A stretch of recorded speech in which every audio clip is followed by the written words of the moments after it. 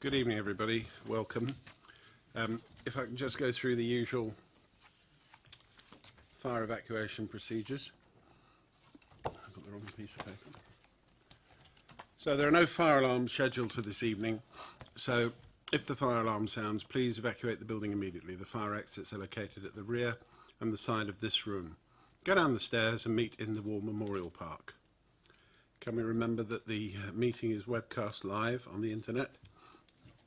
And can we remember to either turn our phones off or turn them to silent? Thank you.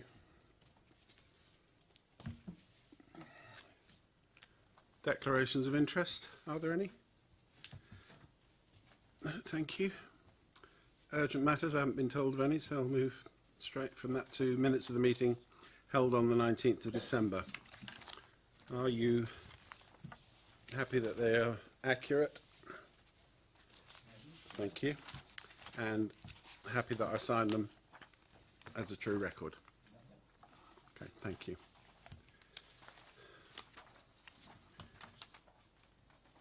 Just before I go there, we have one substitution tonight. Councillor Bean is unable to be here and Councillor Robinson is deputising for her. Welcome. Thank you. So I'll move to item 5, which I'm sure we're all waiting eagerly to hear from. Councillor Tate, please. Thank you, Chair. Good evening, members, and thank you for your time. I thought I'd begin this evening by going through a brief presentation as some background and some detail as a preamble to perhaps more detailed discussion from yourselves on the overall position and what the MTFS and the budget is this year. So the purpose of the MTFS is clearly to set a financial plan, a robust financial plan for the use of council resources over the medium term to support the delivery of council plan objectives with the context of a balanced annual budget. And I think it's worth reminding what the 3 key elements of the council plan priorities are. Firstly, to prepare for controlled and sustainable growth. And secondly, to improve residents' quality of life. And thirdly, to support those that need it. And those are the key considerations behind anything that we are doing within the budget and the MTFS. It's also worth reminding ourselves a little bit about the context in which this budget and MTFS are placed, because it does have a period of difficulty, which is not unique this year, but it is worth looking at how we are currently positioned and how we are making decisions. Firstly, government funding continues to decrease, and in terms of the revenue grant will cease in 2021 and decreases by 58% as a revenue grant in 2018-19. Clearly also funding reductions also affect other public sector bodies, particularly in our county. And their saving measures will also impact on the borough and our residents. And I think it's also worth making a comment at this stage that a key consideration for both now and the future is, in the light of changes around us, that we look at how those impact on our communities and our services, and wherever we can, when we are looking at this, we are looking at how we can counteract change or how we can deliver services better. So there is a constant really review in the light of what is going on around us about how we can deliver what is required to our residents. And a third element of this, which I think is very important, is there is a continuing, and it's something which we discussed last year, uncertainty over the future of new homes bonuses, which has been historically a key element in our grants, and is still very unclear how that's going to play out. And yes, we are a year on, and there has been a year further forward, but again, as we move forward to the end of the MTFS period, we are not in a position to guarantee, because simply central government has not made the guarantees that would allow us to look at it beyond the period that we've put in already. The second also major uncertainty is the future of business rates retention. And it has been clear that there has been discussion and consultation with central government, but it is also clear that as a result of the general election, that there is no further progress in the outcome of that consultation or the direction of it, frankly. So it leaves us in a position where it is absolutely unclear where or what will happen with this. And currently there are no dates for a future implementation. And at the moment we are retaining some 3.6% of business rates recovered, which is some £2.8 million. So you know, that again could and can have impacts on our abilities in the future. Another context obviously is the historically low interest rates. Now obviously there has been a slight increase in interest rates. However, you know, we are still in a period of historical low interest rates, which are at best going to climb in terms of returns to us in a relatively slow way. So we are in a position where overall, just to do the same as a borough council, as administration, inevitably costs more.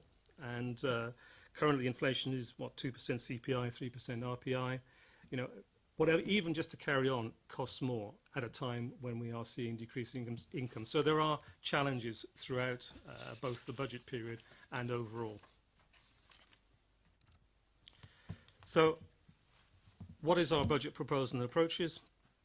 And really it's a continuation on, and again an extension, I guess, of our current agreed strategy.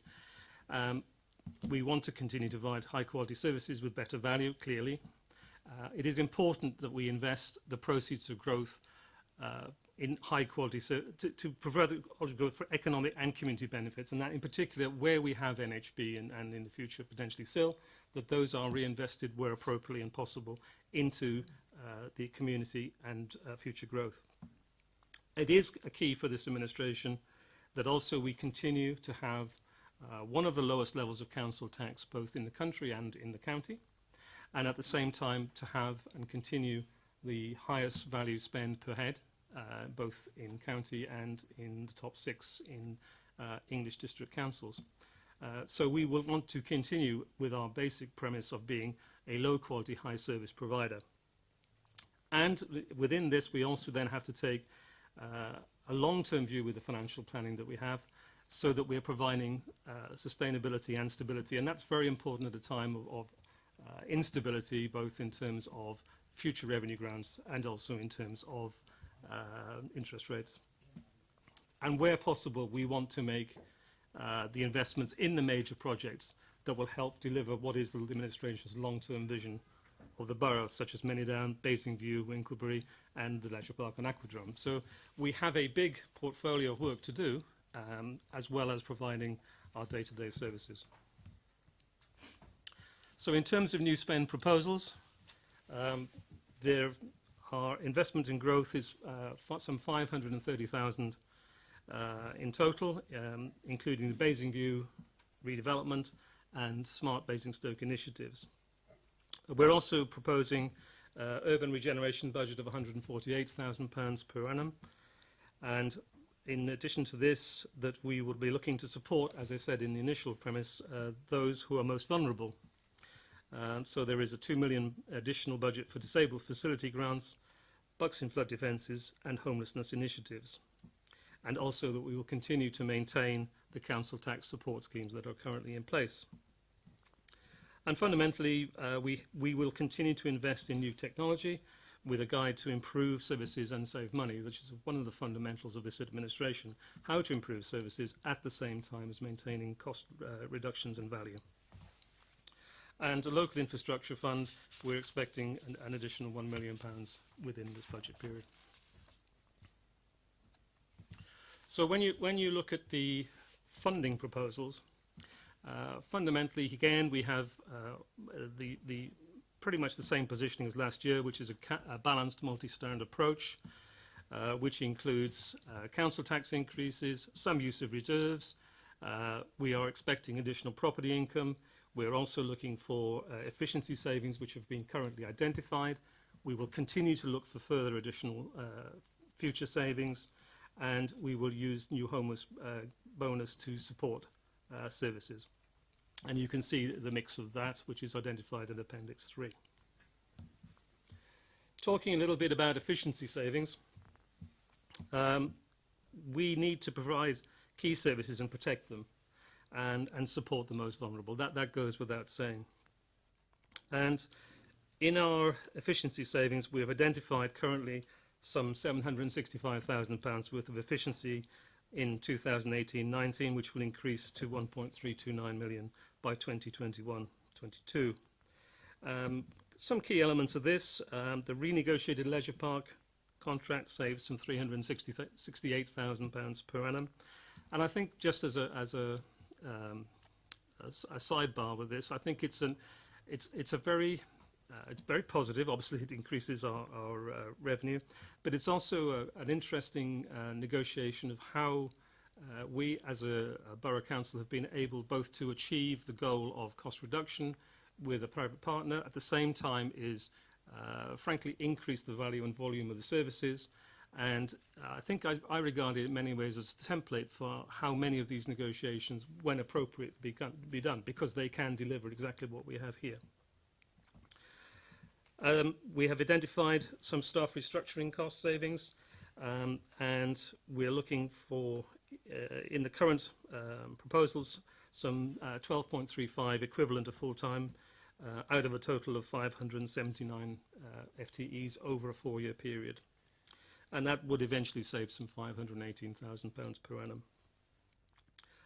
There will be further savings required after 2018, and the average of that is something in the region of 1.6%, which is 600k per annum. It is fair to say that there are further savings, and they are in some ways unidentified savings, but when you look at the context of how we have achieved savings in previous years, I think that they fit within the context of those which we can achieve, and therefore will be looking to deliver.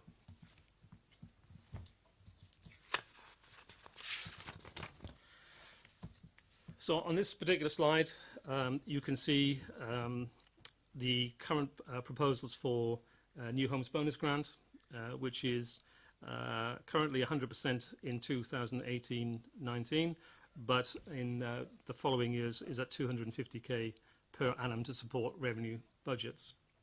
And the excess of that grant would be allocated 20% to LIF, 55% to strategic capital reserves, and 25% to stability and reserve. So the current policy would be maintained, but clearly at the base level currently based on our current knowledge.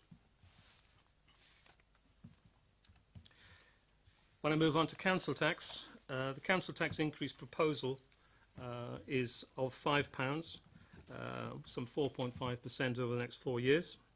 And this would generate, as identified, 1.268 million per annum by 2021-22. And again, it is important to recognise what that means. In terms of Band D, it is up to £116.42, rising to £131.42 by 2021-22. When I compare those across the rest of Hampshire, the current lowest council tax is currently at just over £131. So even with our current expected changes over the next 4 years, we would still be only at the level of the lowest that is currently in place today. And therefore, it is unlikely that that's going to be in a position that's going to change, that we are in the lowest. And as I said earlier, we are currently at £111.42, the 7th lowest in the country. So we have a very strong offering, I believe, to our residents in terms of council tax. So where additional income generation should be 1.2 plus million by 2021-22. Moving briefly on to the additional investment income planned, we're targeting increase in investment income by 2.25 million by 21-22, and clearly if that can be achieved beyond that, then clearly that's what we'll be trying to do. That's the benchmark we're setting, but clearly we want to do better than that. And in doing so, we've switched £90 million worth of cash investments to higher returning investor growth fund, the property investment strategy, and many down, which also will have a wider economic and business benefits. And those forecast returns are currently between 4 and 5.5%. So we're making that change clearly when you look at the existing interest rates from gilts and bonds to substantially improve that. New policy proposals. Oops, go back. Community infrastructure, SIL. The aim is to reward those parish areas that have neighbourhood plans and maximise the funding that's available across the whole borough for the improvement of infrastructure. So it will be used to support prioritised schemes, which are some of which are identified there: sport, education, transport and community facilities. Probably of initial interest is the breakdown of the way that that's going to be forward. As it stands in the proposal for consultation is 25% would go to parishes with a neighbourhood plan, 15% to those areas with no plan, including town areas. The town area allocation would be 15% if there was no neighbourhood plan, to which would then be combined with the LIF. There is a 5% allocation to cover costs from within the budget, and there will be a weighting of some 70 to 80% to prioritise infrastructure, so that it's clear what these grants are going to deliver. Finally, in terms of consultation, there are currently, as you know, for consultation until 15th December, and clearly part of that consultation process is the meeting with yourselves this evening. They will be brought back to budget strategy proposal will be brought to Cabinet in February, and then the final decision will come to Council in February 2018. So hopefully that gives you a flavour of the report and gives you some of the background and basis of ideas that we have. And I guess any questions will be forthcoming. Thank you, Councillor Tate. Certainly. Members, questions? Yes, Councillor Phillimore. Yes, thanks for the overview, Councillor Tate. We've got some specifics mentioned in the report, but before we start, I'm just going to say that my community didn't elect me to be a local agent for central government. My community elected me to represent its residents and the services that they get and what they pay for them. And this government's been in control now for 7 years, and all we're getting is savings. They're not savings, they're cuts. They're cuts to what our residents get. So they're not efficiency savings at all, they're cuts. But going on to the specifics mentioned in the report, I've got 6 here, and I don't expect, to be fair to Councillor Tate, these to be all answered tonight. But the 6 that I've got, at page 30, paragraph 12.33, the proposed changes to shuttle bus concessionary. Could you just expand on the numbers of passengers that you believe this will impact?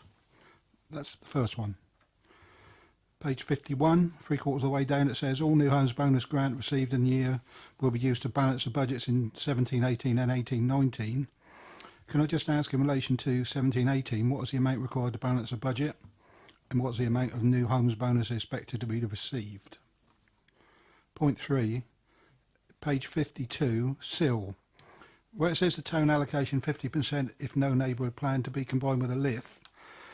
What does combined with a LIF mean? Does that mean it just goes into a general pot which rural areas can then bid for? The fourth point is on page 62. There's a new allocation of 70,000 in 18-19 to explore smart city agenda. What specifically is this money for? What are the plans for its expenditure? Who will it be spent with, and what do we get for our money? Point 5. There's also another 10,000 allocated for a new council website. Again, why is this needed? What do we get for it? And 6, finally for me, page 61, each year for the next 4 years, there's 115,000 allocated for extra election costs. Can this be explained, please? Thank you, Councillor. Are there any more questions before I ask the Cabinet member to respond? Okay. So maybe Councillor Phillimore, if we go through them rather more slowly, if you ask the first question again, would you mind? Thank you. Yes. Councillor Miller, page 30, paragraph 12, 3.3. The proposed changes to shuttle bus concessionary. Could you just expand on the number of passengers that you believe this will impact?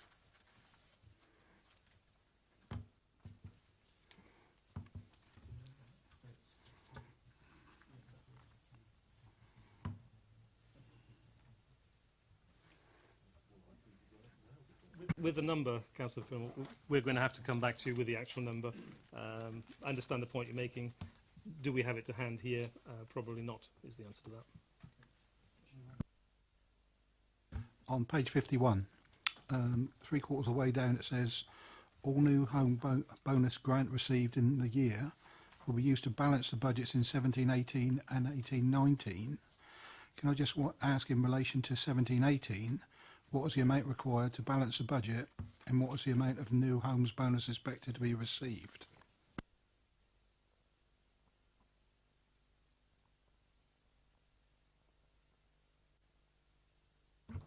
Do you want 17-18 or 18-19, Councillor Fillmore? 17-18.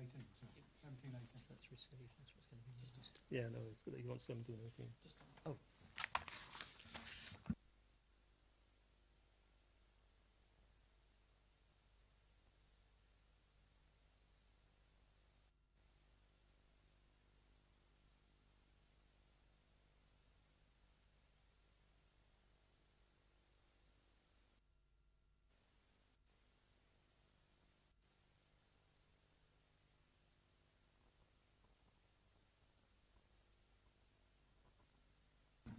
So in 2017-18, 2.85 million was received in NHB, and that was used for revenue support.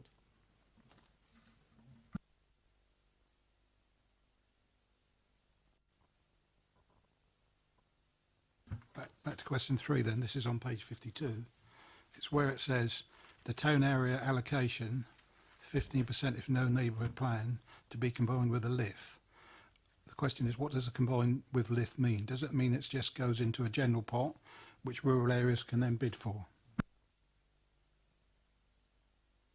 The logic is that budget will go into what is currently the general purpose LIF budget, and then would be allocated on the same basis as the same decision making is made on the LIF budget currently. And then page 62 on point 4. There's a new allocation of 70,000 in 18-19 to explore the smart city agenda. What specifically is this money for? What are the plans for its expenditure? Who will it be spent with? And what do we get for our money?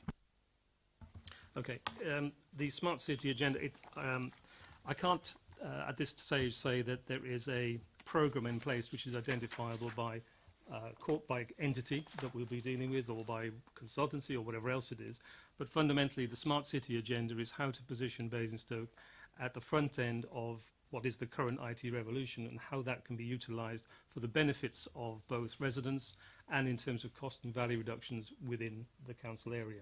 So it is part of a much wider and longer term project, which is really coming into the seed basis, and Councillor Hannah Golding is looking after that, and at this stage it is very much a germination period and beginning to look at how or what it is that we can achieve from it.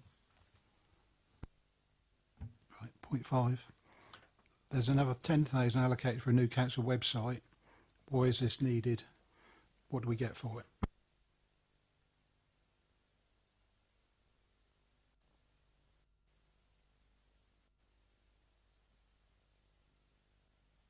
I think the point is it's a lot to pay for a website. I'm not sure. I would not sure I'd agree with you. You know, value is in the eye of the beholder. £10,000, to be quite honest, is not a huge amount of investment for a website that deals and supports with some 130, 40, 50,000 people. So the reality is that what I think you're looking here is not a radical change. It is clarifying or regenerating or making it easier for residents to use. And finally, on page 61, each year for the next 4 years, there is 115,000 allocated for extra elections costs. Can this be explained, please? Pass that one over to Philip. Basically, it's just to explain that at the moment we have provision in the budget for the cost of an election when it's shared with other organisations. So if the county's got an election or there's a European election, we have enough budget to fund our share. What we're looking to do here is to increase the budget so that it's sufficient to cover an election that we'd run on our own without getting any contribution to the cost from other people. So that increases the cost in the budget from about 130,000 at the moment. You add the extra 115 on to about 250,000. So we then have a budget that would be available every year of 250,000, which would fund an election on our own. That's likely to be the position for the next 2 years, but we don't know for sure. But if there is an election that happens at the same time as ours, so if we get a European or if there was some other election that was happening, a county election at the same time as ours, we'd be able to reduce the budget. But it's just making sure prudently we've got enough there to fund a full election on our own, rather than the position we're in at the moment, where we're assuming that there's going to be somebody else providing some of the funding. Thank you. Any more questions, please? You're going to ask yourself a question? I would just like to finish an answer, which was one of the comments that was made at the beginning, which I didn't address, was what was perceived as being cuts. As far as I'm concerned, within our budget and proposals here, actually we're looking at how we can improve and expand services. I don't see any desire or evidence of cuts to services. There are cuts and costs, that's for sure, but those are actually in terms of value to the services which we will continue to provide. Thank you.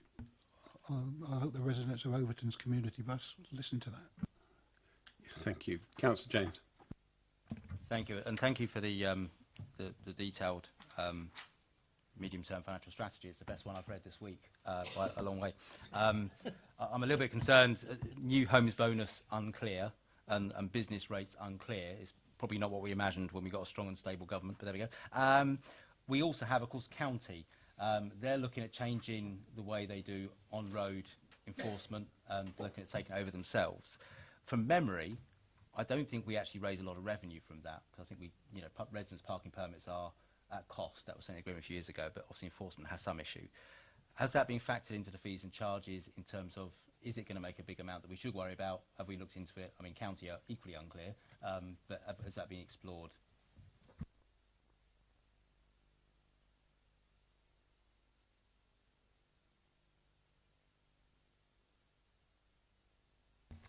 So residence permits, I think in particular, are in the fees and charges, and they are not going up in the current. So there would be an inflation increase. The point is, we currently do them under an agency from the county council, and the county council are saying they want to run it out globally. I think the reality is, once they realise they're not going to raise a lot of money, they'll change their mind fairly quickly. But it's just, are we in place to deal with that? Will it make a major impact on our revenue predictions? I think the answer to that is there has been a discussion about it.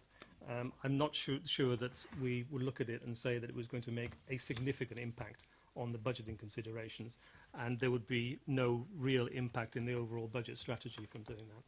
We've got a provision for additional costs in the budget strategy. Yeah, there is a provision for additional costs as well if we would require it.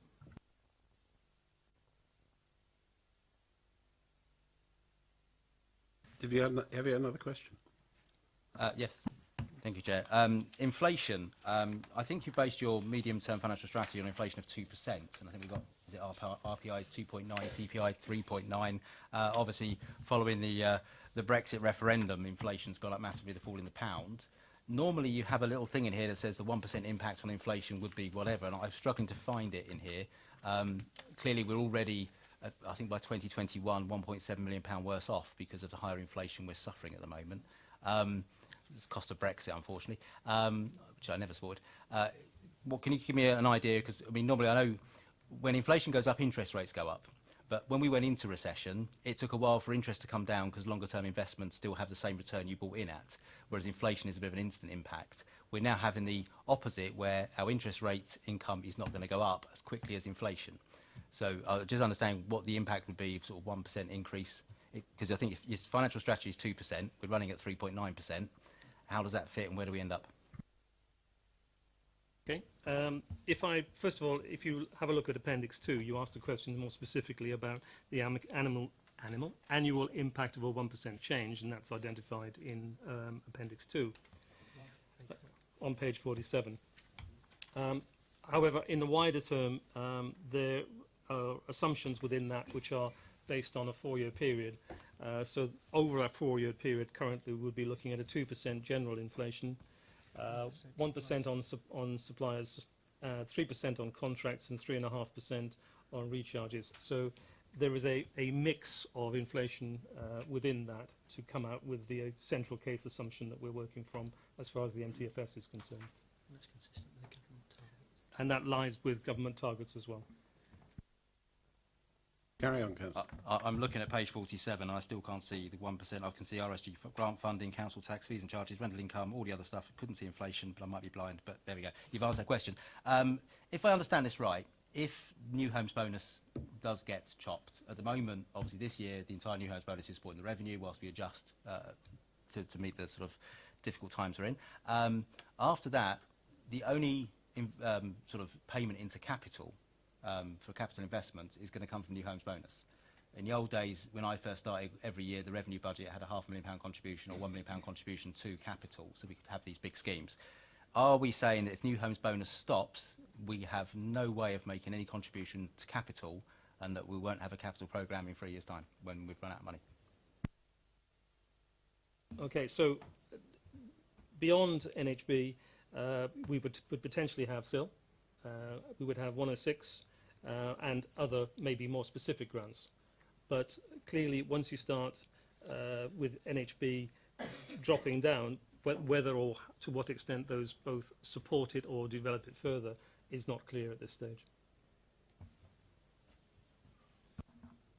Have you more, Councillor James? Okay. Councillor Harvey.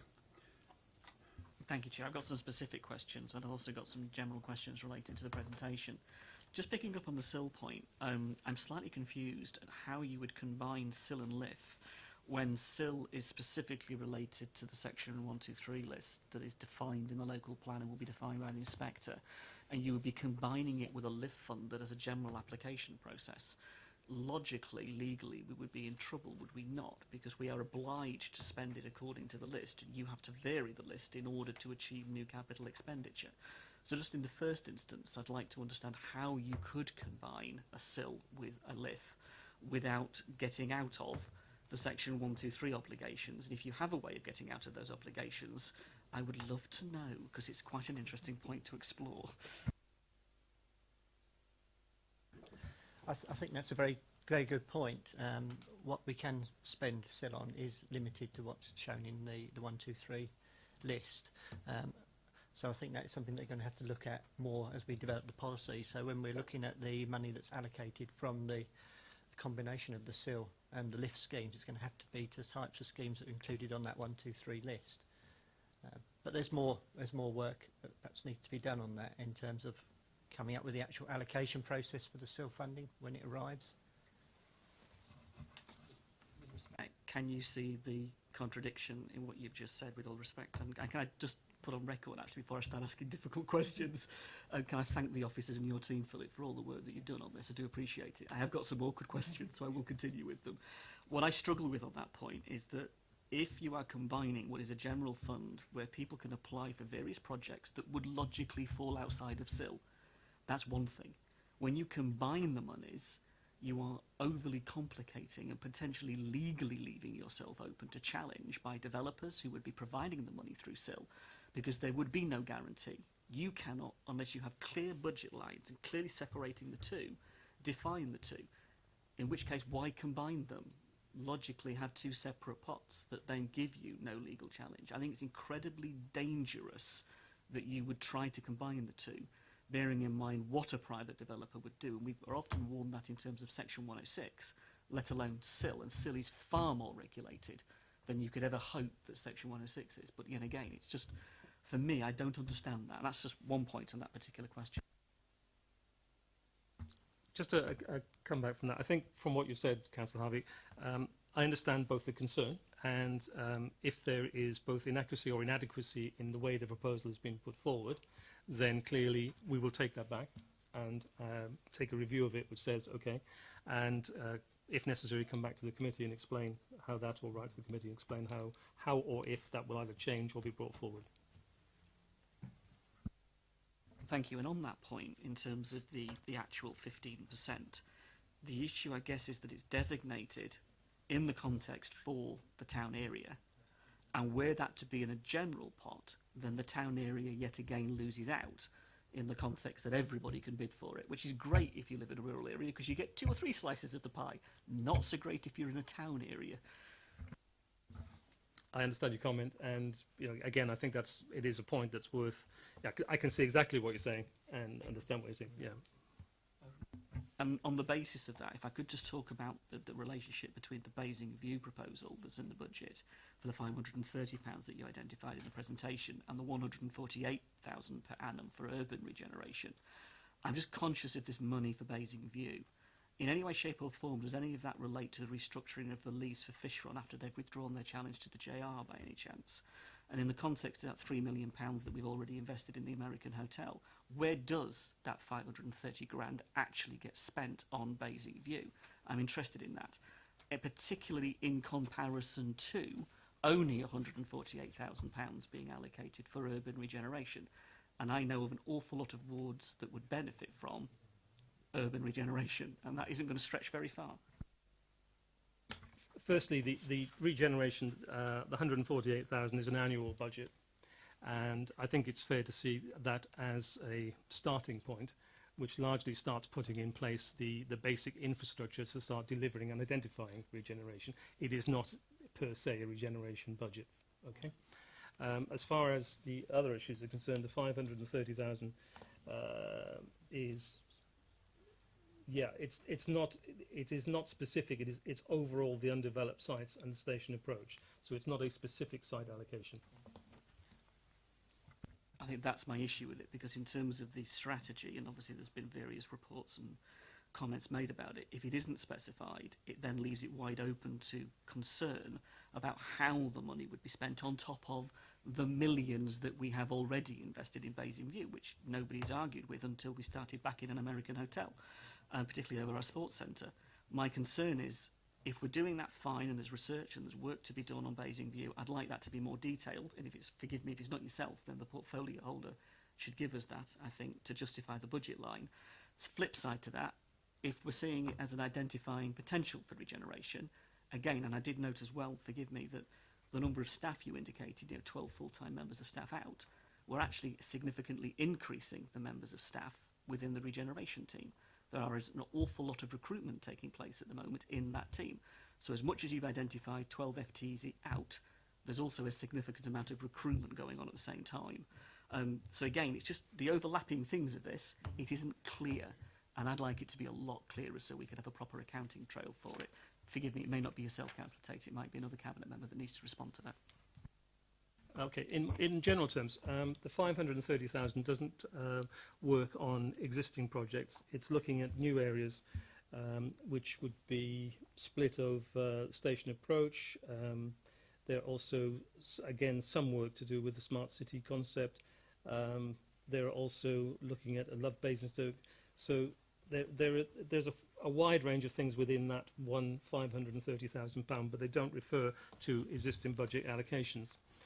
Also, in terms of both reducing FTEs, headcount, and increasing in terms of new areas, the important thing with a business, for want of a better term, is it has to be flexible and return and retain and develop the best staff to do the best job at a particular time. And sadly, sometimes we have to look at skills which are not available and recruit, and at the same time, there may be skills which are inappropriate to the future, which change. So I understand the point you're making, that you might see it as being, well, on the one hand you're doing one and on the other. The reality is that's a relatively common scheme of one thing changes, another thing grows, and you put the best people in place to do it. Absolutely.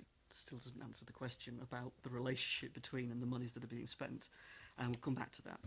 The 39%, the efficiency savings, if you add the 20% efficiency savings identified to the 19% that you wish to make in the future, the concern really is the level of efficiency savings that are going to be required to balance the future budget set against the difficult issue of new homes bonus being one-off.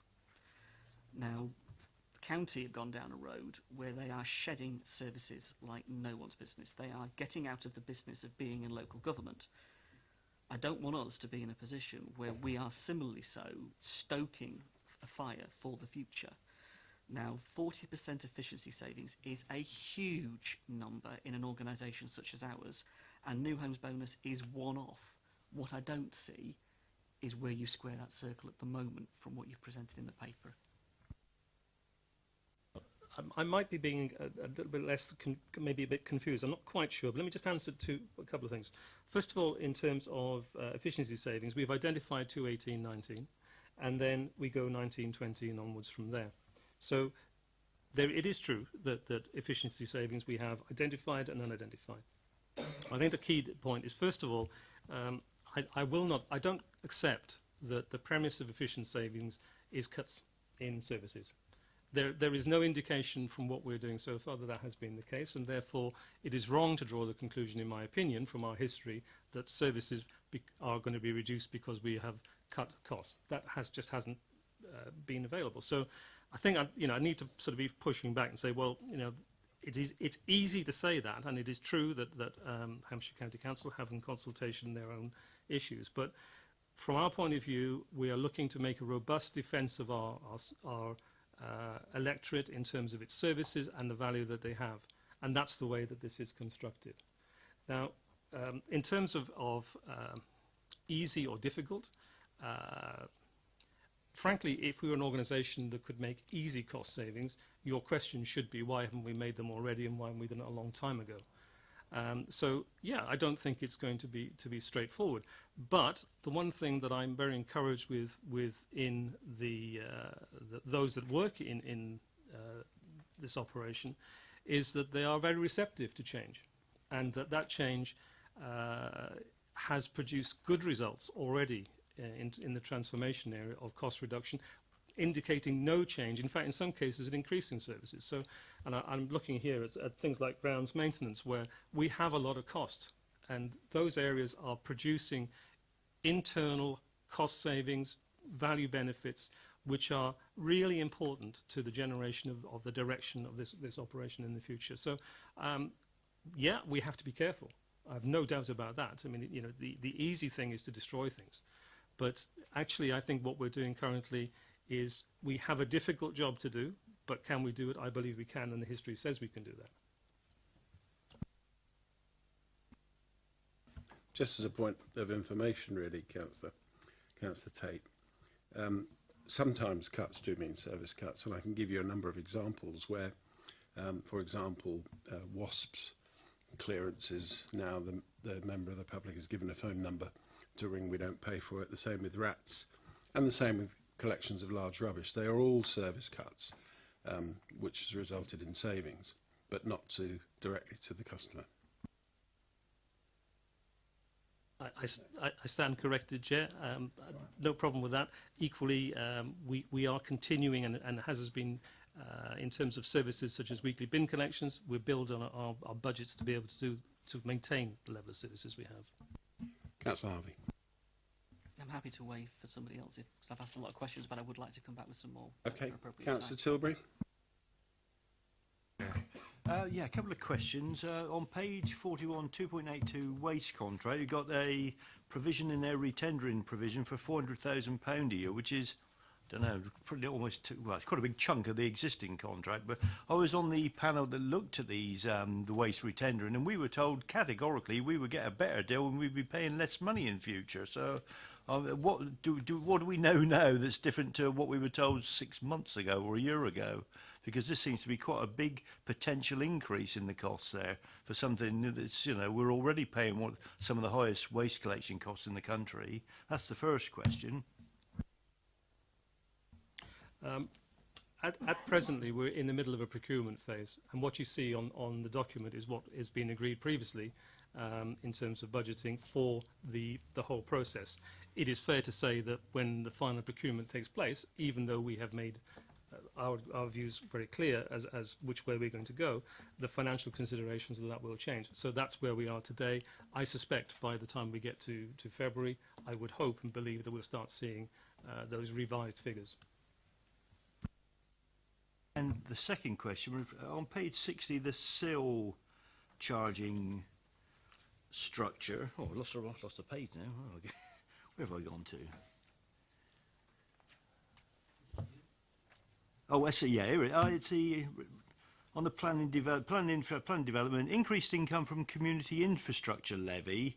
It shows us 2020, 2021 ongoing additional income. Is this additional to what they think they might get in SIL? Because at the moment, obviously, there is no SIL charging structure, and we're not getting any. We had this in Over when we had a big housing development went through. We got no Section 106 money because of problems with the Section 106 system, because we've been pooling the money, and we didn't get any SIL money because we don't have a charging structure. And I can't help noticing that virtually every local plan site has already got planning permission, so we're not going to get any SIL money from any of them either. So it's unclear. I assume this is an increase on what they thought they might get, but if we're only going to get, because obviously £7,000 isn't a lot, so it's just an increase, but how much do we think we're going to get? Because I don't see, I mean, look at Bramley, they've already got all their local plan sites. Overton's already got a few, another few are coming through, which we won't get SIL money for. And all the major sites, Razors Farm and every other flipping farm around Basingstoke, has already got planning permission, so we won't get. And obviously, the biggest hold up in the SIL charging is the fact that we're arguing ourselves over money down, and there's an argument there. It won't generate that much money, so could that be clarified? The question you're asking, Councillor Tilbury, is regarding the 10,000 per annum in 2021, 21, 22 for 20,000. Is that what it? That's a 5% of the charge, which is an administration return, which was mentioned in my previous presentation.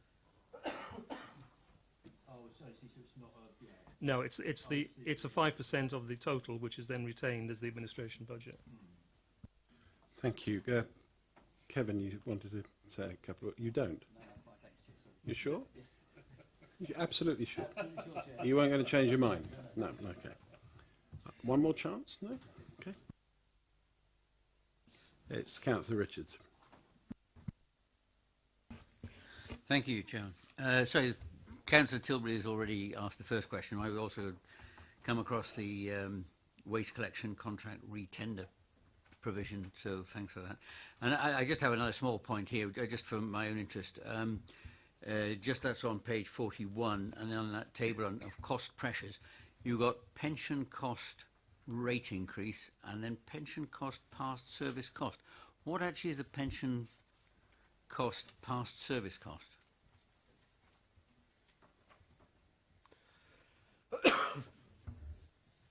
Sorry. Can I answer that one, Chair? Yes. So there's the pension percentage is set by by Hampshire County Council for their pension fund in terms of the amount we have to pay on current employees, and because of an increase in life expectancy, reducing returns on investment, the amount that the council has to pay as a pension contribution is going up, and it's expected to go up over the next few years in stages. So that's the pension increase for current staff. We also have, in common with everybody else as member of the pension fund, a deficit that we have to cover for past staff. So effectively, because of the changes that are happening with investment returns, the amount that the council's paid into the fund for previous employees is not enough now because, again, of the changes. So we have to catch up for the past employees as well as paying more for current employees. But we're no different to everybody else. Everyone has the same percentage effectively. Councillor Robinson. Thank you. Back to Councillor Harvey then, please. Thank you, Chair. Again, I might ask these and appreciate a written response. I can't find in here any reference to a £700,000 grant potentially to the Sports Trust. Where is that factored into the budget at all?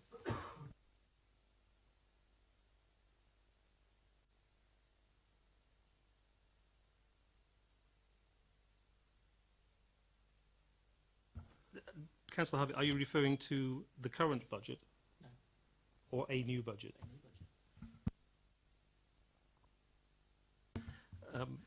You have made a loss. Which is slightly disturbing if we are faced within 6 months of seeing a sports trust and our sports centre having huge revenue losses because we've chosen to invest in the hotel on Basing View.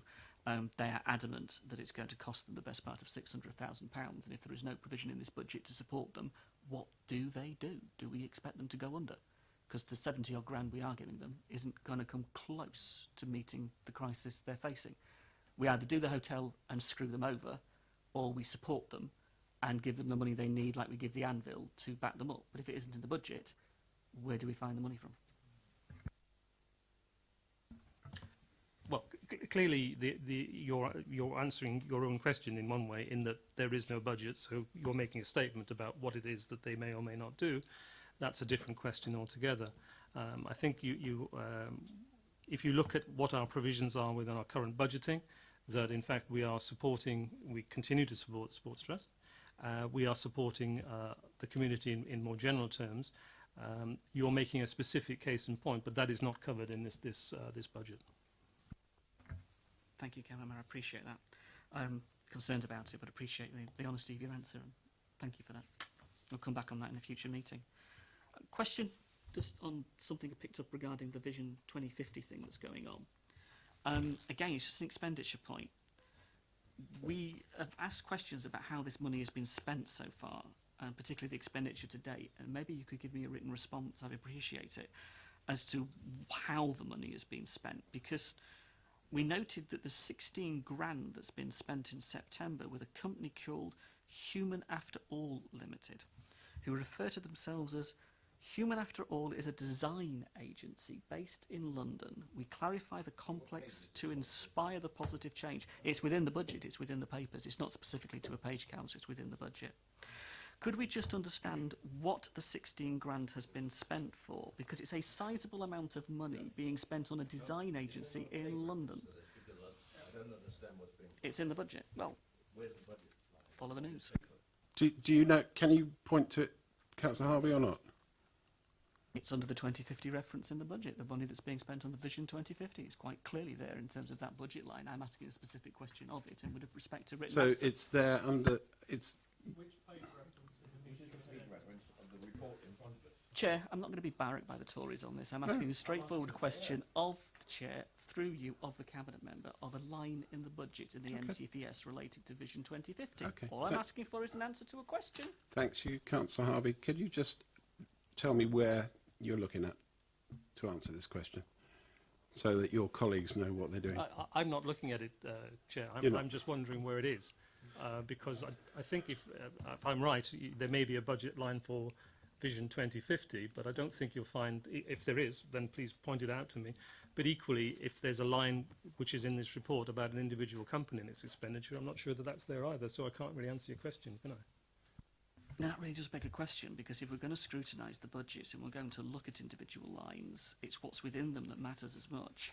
So, for example, when we have an expenditure of £8,500 at an organisation called Best Companies Limited in August, we don't know what the money was spent for. We've identified the expenditure. Where do we find that within the budget? An explanation for such large sums of money being spent. The lines in the budget are one thing. What lies beneath them raises a totally different series of questions, hence me asking the question. Thank you, Councillor Harvey. Councillor Tate. Can I just ask a basic question? We're talking here about the 2018 budget proposal and the MTFS. Is there a proposal that you're talking about in the 2018-19 budget? I'm trying to track down where this expenditure has come from and has gone to. Now, if you don't know that, I respect that, because I'm not going to put you on the spot tonight and expect you to know every single line of your budget. The officers are quite capable of taking it away, and they're quite capable of giving me a response. It's the only answer. I'll give you another one. £18,000 spent on Montague Evans in the last 12 months with the firm. What were the reasons for the expenditure, and are there any more planned within the budget? Chair, thank you. I think maybe the most sensible way of doing this, but without us sort of ending up having a whatever spat about it, is if you have any concerns about the current budget and expenditure, then if you would like to write to me, then I will deliver that. But actually, I don't quite see that that's a question I should be answering in the context of the MTFS and next year's budget. It's a separate question which you would like to write to me separately. I'm more than happy to try and do something with. Thank you. That's a very sensible answer, and I appreciate that. There was no need for everything else that went on. Happy to ask the question, and in scrutiny, we're scrutinising the budget. Hence, I'm asking the questions, Chair. Thank you for allowing me to do so. I understand that. Can Have you I got also- you got some more? Can I also just pick up the point, and this is an important point here, relating to the actual budget and the proposals within it. In this budget, the positions of group assistants are extinguished through this budget specifically. And I find that absolutely disgraceful that 2 people's jobs are being effectively scrubbed by the proposals within this budget before you have even taken the decision to do such.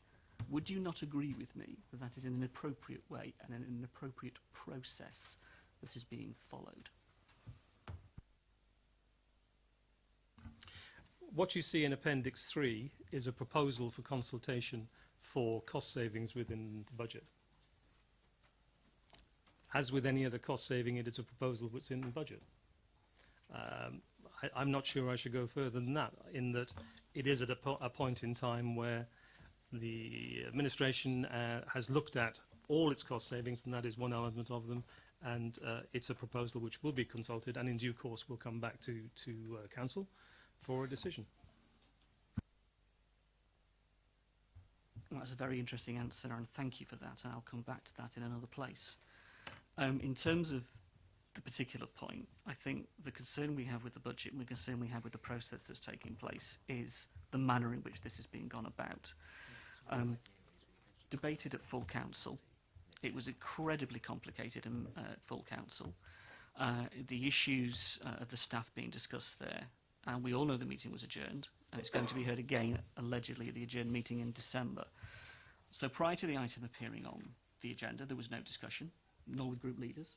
There's been no discussion aside from your consultation in this budget, bringing it forward this evening. There's been no engagement at all, unlike the previous years when the reviews have taken place of the roles.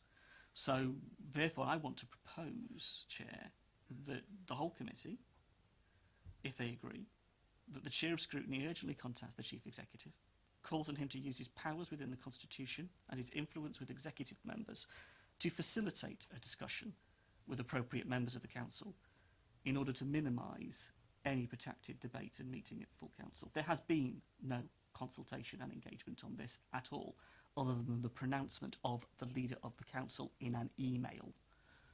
Therefore, I think appropriate discussion is justified, and I would so move, Chair, that this committee, through you, write to the Chief Executive and ask him to use his powers of the Constitution and influence on executive members to facilitate a discussion.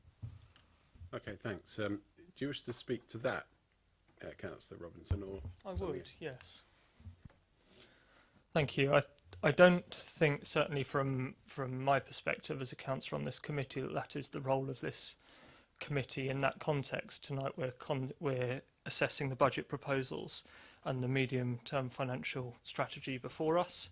And I think that's what we should be looking at and concentrating our efforts on. The portfolio holder has given an undertaking that if there are specific points that should be addressed within that he is happy to consider those in writing. We did have a very difficult meeting at full council on this matter. We did adjourn in the event. The option was open to council to continue discussing the item, but that option sadly was not available to us after a long adjournment, and I don't think it would be appropriate for this committee to take that decision, because I think it is a matter for full council to determine. I think only full council can make that decision, as we heard very clearly from the legal advice on that evening. Councillor Harvey, do you want to respond?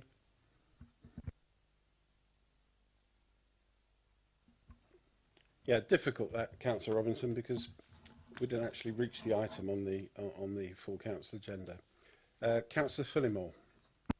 Yes, Chair, I'd just like to second Councillor Harvey's proposal.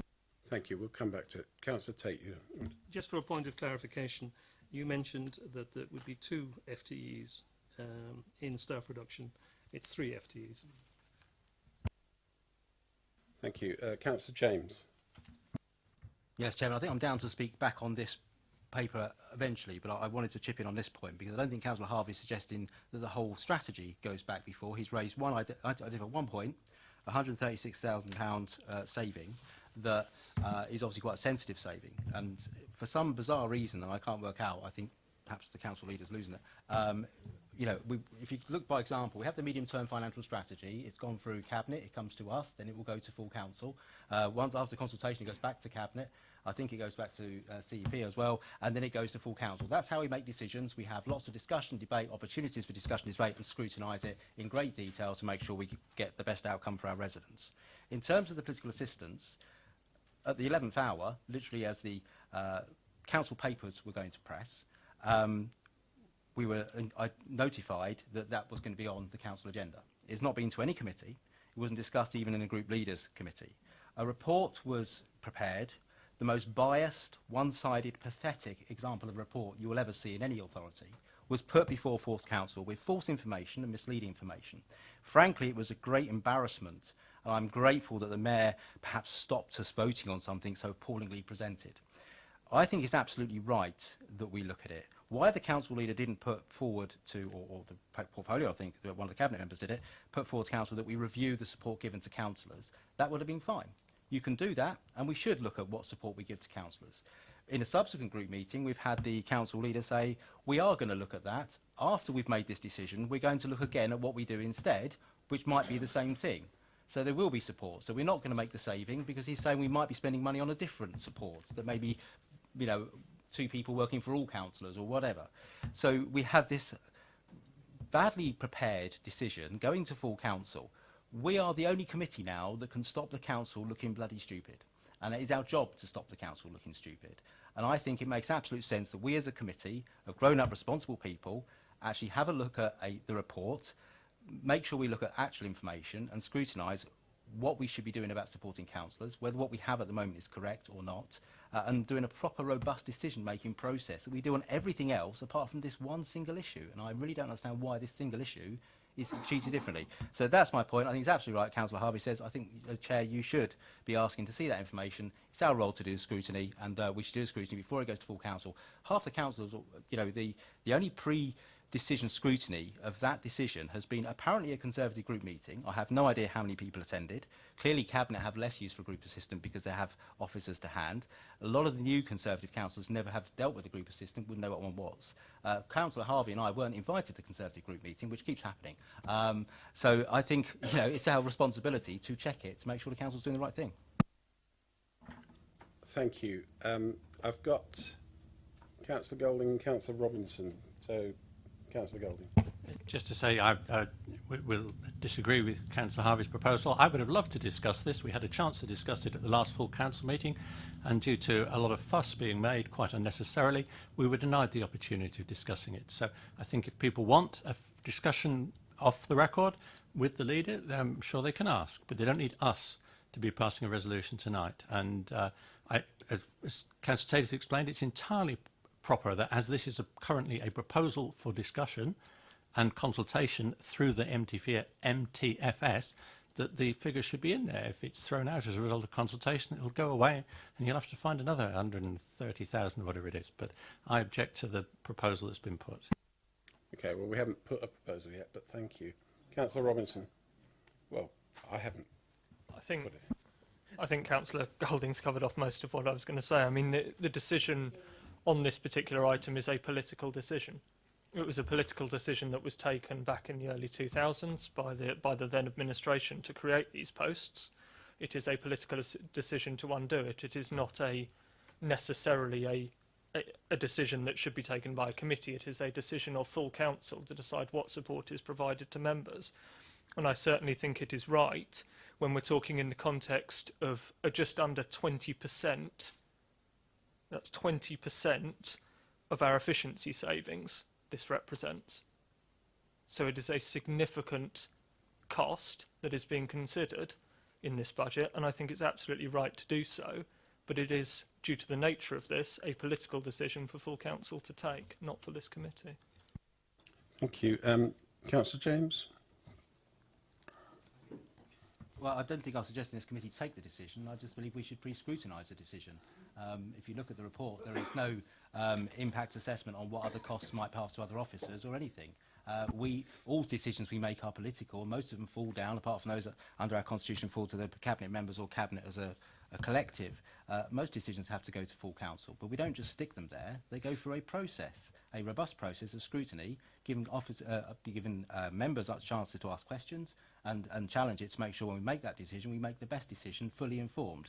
Based on the report that was put to full council, we clearly haven't put any thought into it at all. We've just made it up on the back of a fag packet and done it. It's frankly embarrassing. The Conservatives should be ashamed they're not supporting a scrutiny committee doing its job of scrutiny. Because if they're not going to support us scrutinising things, what's the point coming on a Tuesday night? They may as well do something else, go play golf or something. Our job is scrutiny. We have something that has never been put before a committee. It needs to be scrutinised. Thank you. Councillor Tate, do you want to make a contribution? Because you can't. Oh, I'm sorry, I thought you were sending questions. Well, you can respond to a question, but you can't get involved in a debate. So you need to decide which it is, right? Okay. He slit his throat. Councillor Harvey. Thank you, Chair. Fascinated by the way that this process is being treated, really. Receive an email from a council leader making a decision on a Monday night stating, I have made this decision and the Conservative group have met. No one else has been consulted. Absolutely no consultation, no discussion or anything on this. Please don't interrupt. Absolutely no consultation. Please don't interrupt. Please don't interrupt. Thank you. No consultation, no discussion at all, at any point. Denied consultation, denied discussion on it. A decision point set in the council meeting, not a discussion, not a consultation, but a decision point. Totally different thing. And a suggestion that the Conservative group alone can make this decision without any reference. The point about being referenced as a political decision is very interesting. And I made a note of that. It is a political decision. I shall make a note of that. The point of being in this is that we have a duty to discuss and to engage, particularly when we're talking about members of staff. And I listened to the Cabinet member's words. It is easy to destroy things. Yes, it is easy to destroy things if you don't go about the process properly. It is in this budget. It is in this MTFS. And we have a duty to go about it in the right way. We are not. Not even if you wanted to make this decision, are you going about it in the right way? Fundamentally, it is flawed at every level. So all I'm asking for, all we're saying is, let us have an appropriate discussion, facilitated by our Chief Executive, with his constitutional role in that respect, if possible. And if that is rejected, it will speak for itself. If those other politicians in this council cannot engage adultly and maturely with us, then that will speak for itself, won't it? Particularly on this, when we're talking about staff and the way we should treat them and respect them.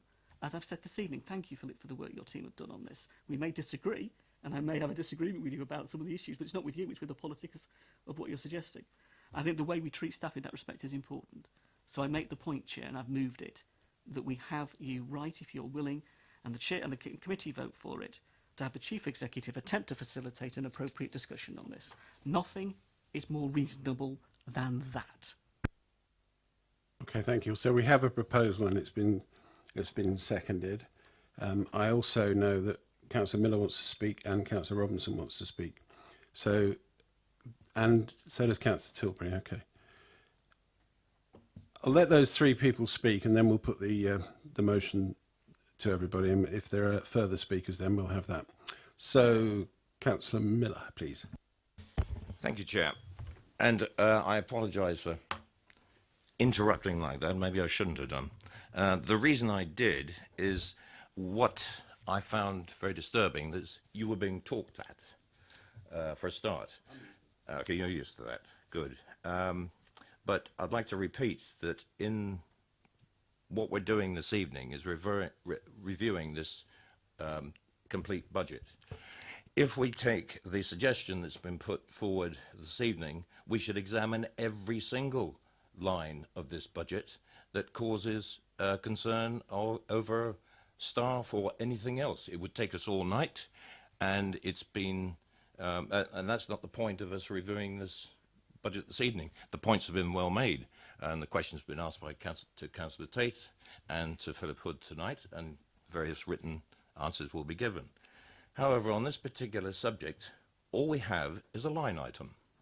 To refer back to a subject that was never presented to council, it might have been written in the agenda book, but it was never placed on the table to council by the portfolio holder who was due to present it, and then bring back references to emails by other council members, of which we got no access to this evening, is pointless. And using that, we can't scrutinise it. So why bring it up? I don't know. Bring up the point that that line item should have some kind of scrutiny and put that forward, yes. But if you, I don't really think, and I'm on dodgy ground here, because why should the chief executive facilitate this? If this is something that we should heard in a committee, if they want to hear it, anybody wants to hear it in a committee, refer it to a committee. Anybody can do that. They can put it on a committee work program. But I think this is totally the wrong way to go about things on a suggestion from a member of this committee to you, Chair, because I think, you know, you've got quite a few chairs in this room right now. You can actually guide the way that this particular subject could be addressed. I'm against the suggestion that's been put forward this evening. Thank you. Councillor Robinson. Thank you, Chair. I'd just like to, for the purposes of the webcast, correct some factual inaccuracies which have been stated. No decision has been taken on this. No decision was made by the leader. No decision was made by the Conservative group. It is a decision for full council, but the motion was not, the paper was not even put to full council. So there's no decision at all. No decision has been made, and it was up to full council to make a decision that evening. But as we know, the item was not discussed. Thank you. Thank you, Councillor Robinson. Councillor Tilbury. Yeah, I mean, I find it, as you know, never having benefited from political assistance, but I have seen how the other groups have benefited for it, and I think the Conservatives will find themselves in very sticky water when they're in opposition. But the point is, if you look at the top of this page, it says proposed ongoing revenue efficiency savings, maintaining services at better value, and this is under this heading: staff reduction of political assistance, 3 full-time equivalents, reducing the cost of democratic representation. So this isn't a cost saving.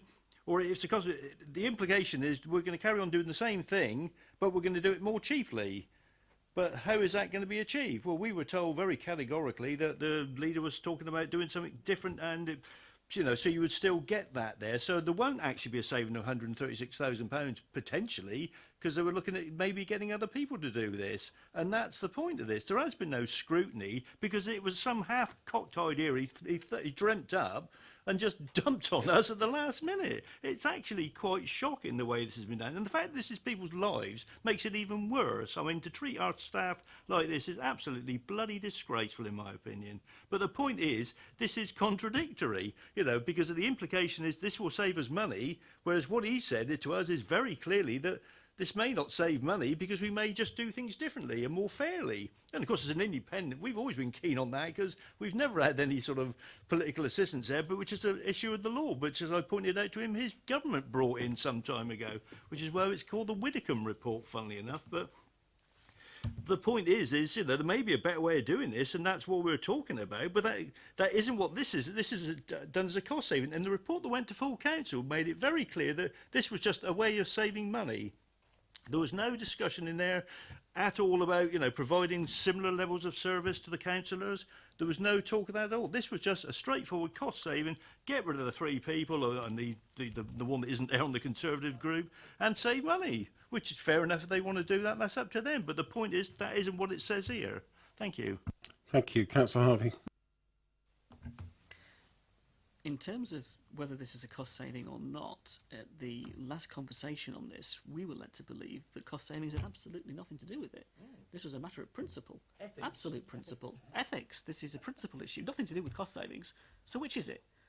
I'm told, sat there with the council leader, and the council leader turns around and goes, "You have stymied me. You have stymied me in my plan of how I was going to deal with this tonight." If that's the level of the politics of this, it is disgraceful. It really, really is. We either discuss this in an adult way, in a sensible way, cross-party, or this is just rammed down someone's throat. And it's the wrong way to go about this decision. It really, really is. And to see the line in the budget left there is the point. It is inappropriate in the process. It really, really is. Chair, I think a sensible discussion is required, and through you, if this committee votes for it, to facilitate that sensible discussion. There's nothing wrong in that at all. Okay. Would you like just to repeat the motion so that everybody knows? Because I didn't write it down. In an attempt to try and depoliticise it, that's the reason for the Chief Exec. The Chief Exec calls on him to use his powers within the Constitution, his influence with executive members, to facilitate a discussion with appropriate members of the Council in order to minimise any of these issues coming forward, in order to have a sensible discussion on these issues. You're still seconding that, are you? Good, okay. Anybody want to speak for or against? Yes, thank you. Thank you, Chairman. Yeah, I mean, I'm not quite sure what the idea is. This is not to carry this discussion forward now at this meeting, is it? No. Okay, good, because that's what that's up to you. But I would have suggested there are other ways of doing it. I mean, if you feel like that, you can write to the CEO directly, I would have thought. But yeah, I'm not so sure why it has to come through a decision through this committee. That's all. Well, it's here. Anybody else want to speak? Do you want to say anything in seconding? No. Well, I do, and it's the word democracy raises its head to me. I mean, if you want a strong opposition that holds decisions to account, this ain't the way to go about it. I mean, if you want a dictatorship with 8 very highly paid people making all the decisions and and all the puppets with them, that's the way to go about it. But this ain't a democracy. Thank you. Did somebody raise their hand on this side? Okay. Well, I'm loath to do this, but I'm pretty certain that I can't see any agreement being reached across here. So, those in favour of Councillor Harvey's motion, please show. Thank you. Those against Councillor Harvey's motion, please show. The motion is lost. Councillor Harvey. Just for the record, I take it the vote will be recorded as the minutes. I'm guessing that's absolutely correct. Thank you. And I'm sure you will have heard the wisdom just a few minutes ago that we can ensure that it's taken up by yourself directly. Thank you. Right. Come to a halt, haven't we? Are there any more questions? Just a second, both of you. Sorry. Councillor Tate, were you wanting to input or were you just going to speak in the debate? Was there a point of information you were giving? No, it'd be unwise of me to comment any further. Okay, thank you. Right, 2 people had their hands up then. One of them was Councillor Richards, the other one was Councillor James. Yes, if we can go back to the report that we're here to discuss.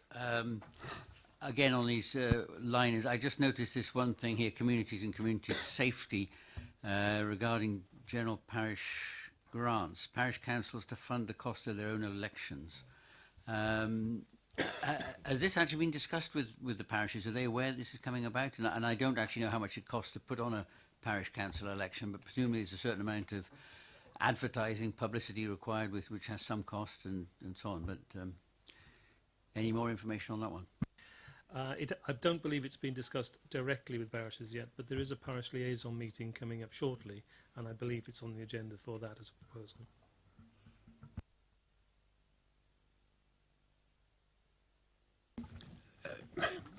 I'm slightly bemused by this. I mean, isn't it a question of it coming out of one pot or the other? You're not surely expecting parishes to take the cost of their local elections out of their precept. Is that what you're suggesting? Because I'll have something to say about it if you are. Yeah, it refers to our charges as an administration for work that is done for the parish councils on their behalf of their elections. Okay, yeah, that's fine. Where's the money coming from? Are you going to increase their precept to pay for it? Yeah. So that would then come from parish councils in terms of their either savings or fundings.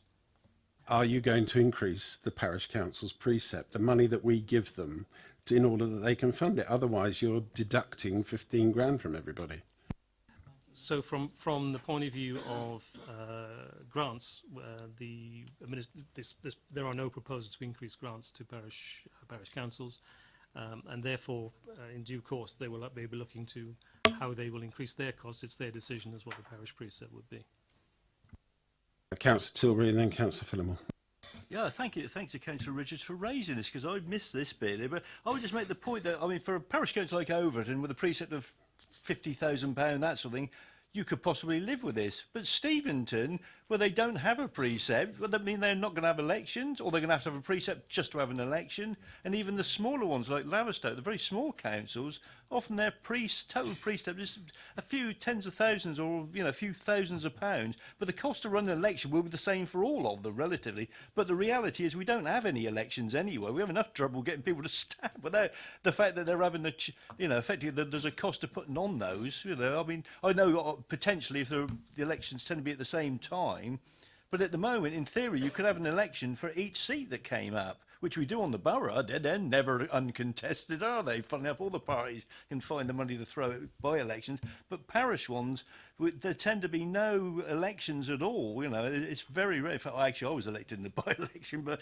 for us very early on, but that's because I was trying to for co-option. They didn't want me, or they didn't want Councillor Phillimore. but that's the trouble. It's difficult enough on these parish councils anyway. They're pretty undemocratic as it stands. They're virtually, the last time round, I think there were 30 up for election, and I think there were only elections in 2 of them, and one of them was Steventon. The idea that they should now have to pay to run an election is just unrealistic. Thank you. Councillor Tate. Just as a point of clarification, I think it's 15,000 over all the parishes, of which there are some 50 parishes. Thank you. Councillor Phillimore. I think my fellow Warman members said everything I was going to say, apart from another attack on the democratic process. Thank you. Councillor James. Yeah, is there another one here called James? No, I just heard the first bit of the name. Okay. Yeah, going back to page 39, Appendix 2, medium-term financial, the financial forecast paper. Under risk reserves, and I mean, I don't know whether our Executive Director for Finance and Resources wants to block his ears now and hide under the table, because he won't like what I'm going to say. Assuming I've got all my minuses in the right place, the risk reserves by 2021, we're expecting £45,000 to be taken from them to balance a budget. By 21-22, we're expecting to take £1.2 million from risk reserves to balance the budgets. What concerns me is we've already got the future unidentified savings of 1.8 million, plus we've got this risk reserve usage of 1.2 million. That's £3 million that we're technically short. I know we've got a bit of time, but that seems an awful lot of money to make up in quick time. Thank you. Councillor Tate. Clarification. When you're looking at that number, you're talking about the 1.283 million, 21-22. Yeah. That's that actually is a rebuilding of the reserves from the previous 3 or 4 years, 3 years, and then that's rebuilding. Yeah. Okay. Yep, thank you. Sorry, I've got no more questions or speakers. Okay. Councillor Tate, would you like to sum up? Yeah, I think I would. Thank you for your time this evening, members. Clearly there are some points in here which are deemed to be controversial. I think it is fair to say, again, that these are proposals for consultation, which your comments have been noted, and that we will be bringing those together with the remainder of the consultee responses, which are public consultation, which I think finishes in December. Yeah, I think there are a number of issues that we can reflect on from this, but I think it is very clear that there is a deep interest in some of them. I understand that, and I think it is clear that the efficiency saving title on the document is maintaining services at better value. And that, I think, is a core element of what we're trying to do with efficiency savings. But I will take the comments that have been raised on. And also, if there are more specific points, which I think Councillor Harvey has made on the this current budget year in terms of expenditure, I'm happy to deal with those in a separate way. But yeah, I think we are in a difficult time. We're making good decisions. We are not in the position that other authorities are, where they are looking for significant cost and then service savings. That is not the proposal that is in front of you, I believe. So I thank you for your time, and I will take the questions to answer them and also take the comments as well. Thank you, Councillor Tate, and thank you, Philip, for coming this evening. Thank you. So item 6, review of the work programme. That's on page 65. Well, it starts on page 65.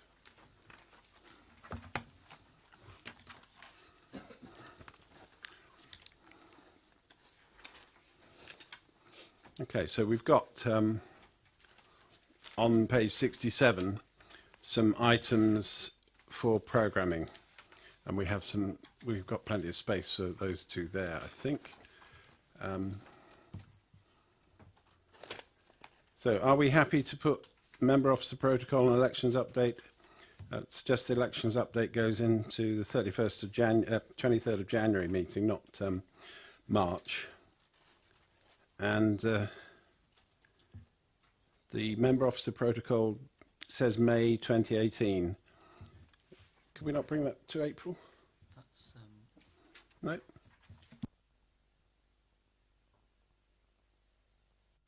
Okay, my error. So elections update, we'll move to bring it in February, yeah? Or January? January? January's fine. Budget report. Where are we looking? Right. Page 67. You have to turn it on its side. Okay, and at the bottom, it says to be timetabled. The second item, elections update. Yeah? Okay. I'm suggesting it comes back in January because we've got the budget report, and so there will be time. Then if we turn over the page, we've got two items there, county services and access to information that are being scoped currently. Steve, do you want to update on either of those as to where we are in that process? access to information. Good evening, Councillor. Sorry. Access to information. Work is currently being done that group to arrange a new meeting. The County Services Task and Finish group. I'm currently looking to arrange a date with councillors for that meeting. Over the page, we've also got the supporting small businesses in the borough. I've had some feedback following the first meeting of that group on the 17th of October. I'll be making contact on behalf of the group with the partners that were requested to move that work forward. Neighbourhood plans is the only other scoping group, and I'm working to arrange a second additional meeting date for that. So potentially we could get county services and access to information on our agenda in this year, can't we? Yep. Possible. Yeah. It's possible. Okay. Well, make it so. All right. It's in your hands. And some more supporting small businesses I'm not so sure of, so we'll leave that.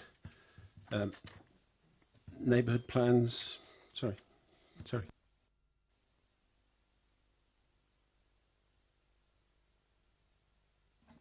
We may, in fact, be able to utilise February for one or two of these. I've just been reminded. So, neighbourhood plans.